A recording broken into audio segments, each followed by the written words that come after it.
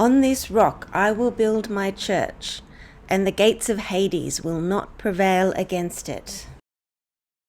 Once upon a time, in a faraway kingdom, there lived a beautiful princess. She had really stylish short brown hair, and she could swing a sword like nobody else. But an enemy king sent his whole army against her, took her captive and locked her in a high tower guarded by a dragon. And of course, she tamed the dragon, rode the dragon into victory against the enemy king, returned to her kingdom, was crowned queen, and ruled that kingdom in justice and wisdom and beauty for 100 years. I love the mental shift that's taken place in our culture over recent years that has allowed fairy tales to be told that way, so that little girls are no longer exposed to story after story after story that tell them that they are passive, that they should sit around and wait for someone to rescue them. 4 years ago, the last time I preached on this key passage, pun intended, in the Gospel of Matthew, I experienced a similar mental shift. I realised that the way I'd been imagining the church in light of this passage wasn't quite in line with what Jesus was saying. What Jesus was saying was actually a lot more exciting.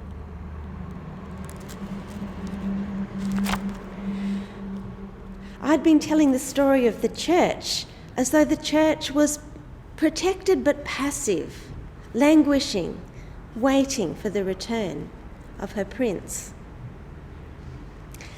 But Jesus had said, "I will build my church, and the gates of Hades will not prevail against it." All my life until then, these words had taken my mind back over 2,000 years of history in which the church has experienced every conceivable challenge and has somehow survived. Persecutions, inquisitions, schisms, temptations, the church has seen it all. And we have survived. The gates of hell have done their worst, but have not defeated us. That is true, but that is not what Jesus is talking about here. Jesus is talking about something much more exciting. The image here is not about the church surviving against huge opposition. We are called to do something much more than survive. We have not been called to sit languishing in a tower. We have been called to pick up our swords and join the battle. Now, you might not feel comfortable with military imagery. I don't either. But we just can't avoid it here if we want to understand what Jesus is saying. And we won't understand it without a little bit of knowledge of ancient warfare, just a little bit. And of course, whenever we talk about military imagery, we have to remember that certainly in the New Testament, we are never, ever, ever called to fight people. Our enemies are those forces and structures that limit human flourishing and cause destruction to the beautiful world that God has given us. So, when Jesus says the gates of Hades will not prevail, what does that actually mean? Well, the idea of gates prevailing or not prevailing comes from siege warfare. You've seen the movies, I'm sure. Ancient cities had big, strong walls around them to keep their enemies out. And they had big, strong gates to allow their own citizens and legitimate visitors to come in and out. These cities could be strong fortresses, but if a strong army surrounded that city and settled in for a long siege, then a fortress could very easily become a prison. Gates were the weakest part of the wall. If an enemy laid siege to the city, it would try to take control of the gates. either by knocking them down or by scaling the wall and going around and opening the gates from the inside. The gates might prevail for a while, but even in that case, the city faced another danger. If the army outside had good supply lines and good hygiene, then they could stay there indefinitely, whereas the people inside the city would quickly run out of food and water. Time was always on the side of the besieging army rather than the people inside. The longer it took to break down the gates, the weaker the people within the city would become. So Jesus is here saying that Hades is a city under siege and that its gates will not prevail. They will come down.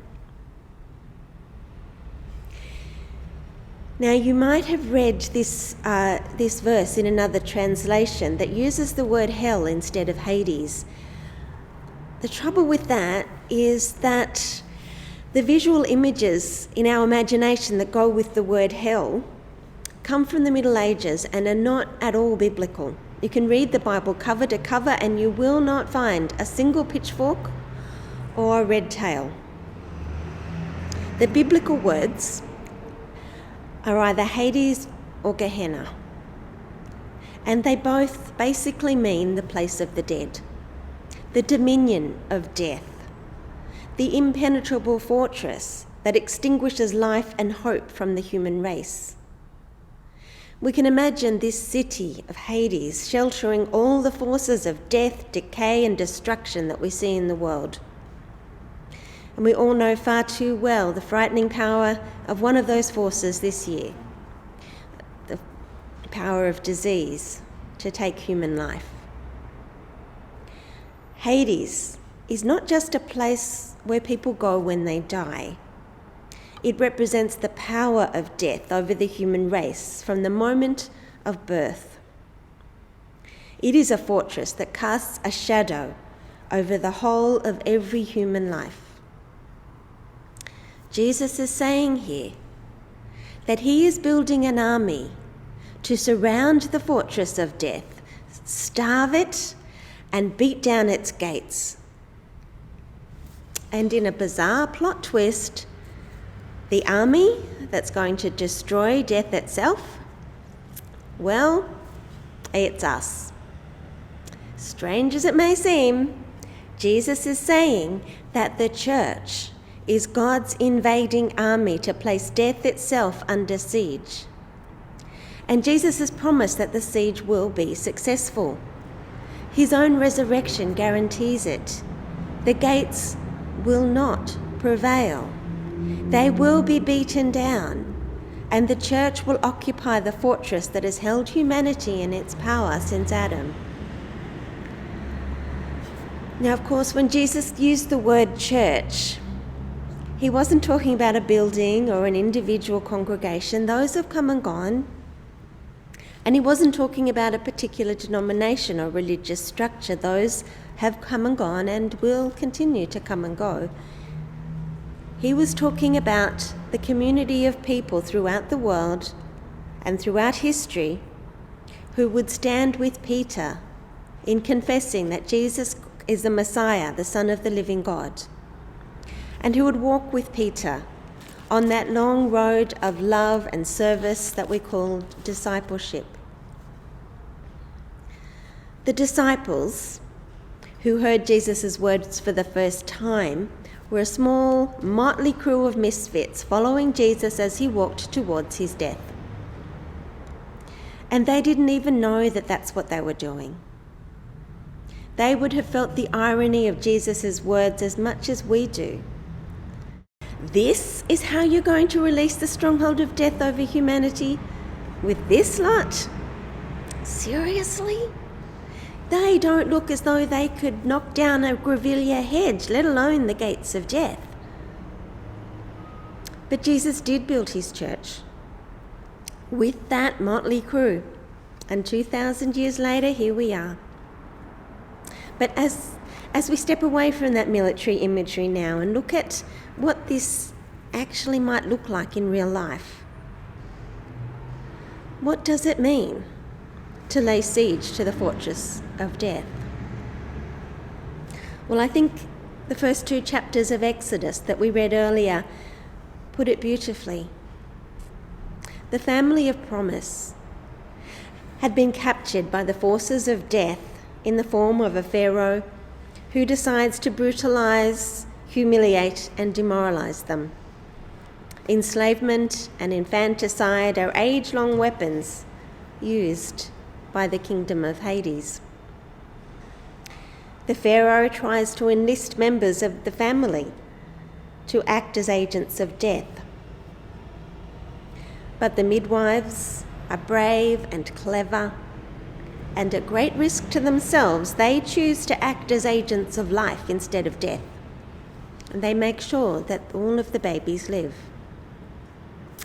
A certain mother is brave and clever, and at great risk to herself makes a little ark, which is all she can do to keep her baby alive. A young girl is brave and clever, and at great risk to herself approaches a powerful princess and organises to have her own mother employed as a wet nurse for her own baby.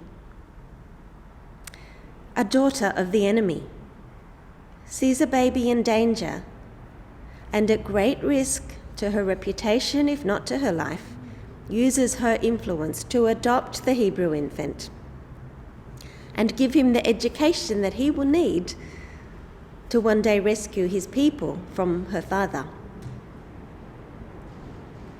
These women are all breaking down the gates of Hades. Well, what do they have in common?